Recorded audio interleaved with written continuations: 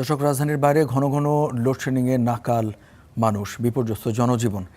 এ বিষয়ে বিস্তারিত জানাতে জয়পুরহাট থেকে যুক্ত হচ্ছেন সহকর্মী আবদুল্লাহ আল মামুন এবং মানিকগঞ্জ থেকে যুক্ত হচ্ছেন সহকর্মী মাহিদুল ইসলাম মাহি। শুরুতে চলে যেতে চাই আমাদের জয়পুরহাটের সহকর্মী আবদুল্লাহ আল মামুনের কাছে। জানতে চাইব, মামুন, জয়পুরহাটে কি পরিমাণ বরাদ্দ পাচ্ছেন সেখানকার মানুষ, লোডশেডিং হচ্ছে কত ঘন্টা এবং জনজীবনে এর প্রভাব জানাবেন। রঞ্জু, আপনাকে ধন্যবাদ। সারা বাংলাদেশে যে গত কয়েকদিনে লোডশেডিং এ পড়েছে বাংলাদেশ, তারই অংশ হিসেবে আমরা কিন্তু জয়পুরহাটেও দেখেছি লোডশেডিং এর কবলে কিন্তু পড়েছে জয়পুরহাটবাসী। আমি খোঁজ নিয়েছি, জয়পুরহাটে প্রায় 3 লাখ এই বিদ্যুতের সদস্য রয়েছে। সেখানে কিন্তু জয়পুরহাট পল্লী বিদ্যুৎ সমিতির যিনি জিএম রয়েছেন, তার সাথে আমি আজকে কথা বলেছি। তিনি যেটি জানিয়েছেন যে আমাদের এই জয়পুরহাটের জন্য 91 মেগাওয়াট বিদ্যুৎ প্রয়োজন। সেখানে কিন্তু তারা পাচ্ছেন 46 মেগাওয়াট বিদ্যুৎ, যার ফলে এই যে ঘাটতিটা সেটি কিন্তু থেকে যাচ্ছে। আর আমরা দেখেছি যে দিনে রাতে মিলে প্রায় 8 থেকে 10 বার বিদ্যুৎ চলে যাচ্ছে। এই যে বিদ্যুৎ যাওয়ার ফলে সবচেয়ে বেশি ক্ষতিগ্রস্ত হচ্ছেন, আমরা জানি যে এসএসসি এবং দাখিল পরীক্ষার্থী যারা রয়েছেন তাদের অভিভাবকরা আমাদেরকে জানিয়েছেন এবং তাদের কাছ থেকে আমরা শুনেছি তাদের কিন্তু সবচেয়ে বেশি ক্ষতি হচ্ছে।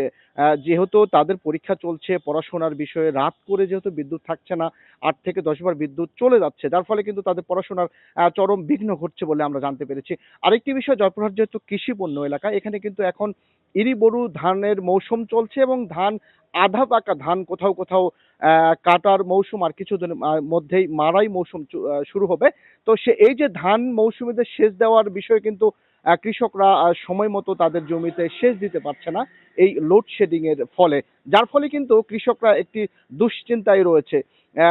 ঠিক মতো তাদের যে সময় মতো জমিতে সেচ দেওয়া সেটি কিন্তু তারা পাচ্ছেন না এই লোডশেডিং এর ফলে। সব মিলিয়ে যদি বলা যায়, এই জয়পুরহাট সহ আমরা দেখেছি যে সারা বাংলাদেশে যে লোডশেডিং, তার ফলে কিন্তু জয়পুরহাটেও আমি এই যে 3 লাখ বিদ্যুৎ পরিবারের যারা সদস্য রয়েছে সেখানেও কিন্তু বিদ্যুৎ ঠিক মতো না পাওয়াতেই এই যে সদস্যগুলো বা এসব পরিবারগুলো কিন্তু চরম ভোগান্তির মধ্যে পড়েছে। তো আমরা কথা বলেছি এখানকার নেসকোর যিনি এক্সেন রয়েছে তার সাথেও কথা বলেছি। তিনি যেটি জানিয়েছেন যে ধীরে ধীরে স্বাভাবিক হওয়ার পর্যায়ে রয়েছে। তবে একটি স্বস্তির বিষয় বা স্বস্তির খবর হলো যে জয়পুরহাটে আজকে বিকেলে কিন্তু বৃষ্টি হয়েছে, যার ফলে কিন্তু আমরা লক্ষ্য করছি যে কিছুটা আবহাওয়া ভালো রয়েছে, যার ফলে বিদ্যুৎ কিন্তু এখনো যায়নি। তো এই ছিল জয়পুরহাটের লোডশেডিং এর সর্বশেষ খবর। রঞ্জু।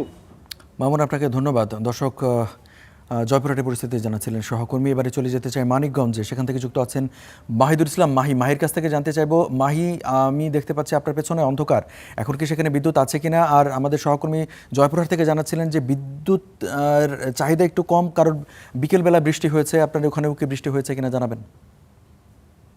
রজ্জু, আমি জানিয়ে রাখি যে মানিকগঞ্জে কিন্তু লোডশেডিং নাকাল ছিল পুরো জেলাবাসী। তবে একটি সুখবর জানিয়ে রাখি, আজকে কিন্তু প্রায় 1 ঘন্টার মতো বৃষ্টি হয়েছে এবং সেই বৃষ্টির কারণে কিন্তু আজকে বিদ্যুতের যে, যদি আপনাকে একটু জানিয়ে রাখি যে বিদ্যুতের যে চাহিদা ছিল এবং সে উৎপাদন কিন্তু কাছাকাছি আছে। আমি আজকেই কথা বলেছি, সন্ধ্যার পরেই কথা বলেছি মানিকগঞ্জের দায়িত্বপ্রাপ্ত যিনি পল্লী বিদ্যুৎ সমিতির সিনিয়র জিএম রয়েছেন, সুলতান নাসিমুল আলম যিনি রয়েছেন, তার সাথে আমি কথা বলেছি। তিনি যেটি আমাকে জানিয়েছেন যে, যদি গতকালকের কথায় আপনাদের লোডশেডিং এর কথা বলি, যে সন্ধ্যা ৭টার সময় চাহিদা ছিল প্রায় ২২০ মেগাওয়াটের, সেখানে কিন্তু পাওয়া গিয়েছে ১৪০ বা ১৩০ মেগাওয়াটের মতো। অর্থাৎ প্রায় আ ৪৫% এর শতাংশ কিন্তু বিদ্যুতের ঘাটতি ছিল। যার কারণে আরেকটি তথ্য আপনাদের জানিয়ে রাখি যে, বিশেষ করে এসএসসি পরীক্ষা চলছে এবং আ পাশাপাশি এসএসসি দাখিল পরীক্ষার শিক্ষার্থীরা কিন্তু নানা রকম ভোগান্তির মধ্যে রয়েছে। রাতের বেলা পড়াশোনা করতে তাদের কিন্তু সমস্যা হচ্ছে। এর বাইরেও যদি জানিয়ে রাখি, বিশেষ করে সেচ কাজ যেটি রয়েছে, মানিকগঞ্জ কৃষি নির্ভর একটি জেলা জানেন, সেখানে কিন্তু সেচেরও নানা রকম সমস্যা হচ্ছে। আর এরপরেও আরেকটি তথ্য আপনাদের জানিয়ে রাখি যে, আমাদের জেলায় যে চাহিদা রয়েছে বিদ্যুতের, সেই চাহিদার মধ্যে কিন্তু আসলে প্রায় 40 থেকে 50% কিন্তু অনেক সময় পাওয়া যাচ্ছে না। তার ভিতরেও আরেকটু জানিয়ে রাখি যে, শহরকেন্দ্রিক যে আ বিশেষ করে কলকারখানা বা যে কলকারখানা রয়েছে এবং সরকারি যে দপ্তরগুলো, এগুলো আসলে একটু কম লোডশেডিং দিয়ে আসলে গ্রাম পর্যায়ে যারা রয়েছে ভোক্তা, যারা বিশেষ করে গ্রাহক রয়েছে, তাদের কিন্তু ভোগান্তি বেশি। যদি কিছু উপজেলার কথা বলি, শিবালয়, সাটুরিয়া এবং হরিরামপুর উপজেলার যে অংশ, ৩ টি উপজেলা আমি কথা বলেছি, যারা দায়িত্বপ্রাপ্ত বিদ্যুতের যারা রয়েছেন, তারা যেটি জানিয়েছেন তাদের ১৪, কোন উপজেলা ১৪, কোন উপজেলায় ১৩ মেগাওয়াট চাহিদা থাকলেও সেখানে কিন্তু আপনার দিচ্ছে ৫ থেকে ৬ মেগাওয়াট।